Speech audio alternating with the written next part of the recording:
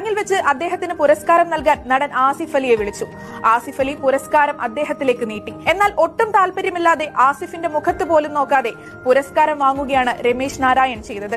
ആസിഫിന് ഒരു ഹസ്തദാനം പോലും നൽകാതെ ദൂരെ മാറിയിരുന്ന സംവിധായകൻ ജയരാജനെ വേദിയിൽ വിളിച്ചു വരുത്തി തന്റെ കയ്യിലുള്ള പുരസ്കാരം ജയരാജനെ ഏൽപ്പിച്ച ശേഷം ജയരാജന്റെ കയ്യിൽ നിന്നും വീണ്ടും സന്തോഷത്തോടെ പുരസ്കാരം സ്വീകരിച്ച് ഫോട്ടോ എടുക്കുകയാണ് രമേശ് നാരായൺ ചെയ്തത്.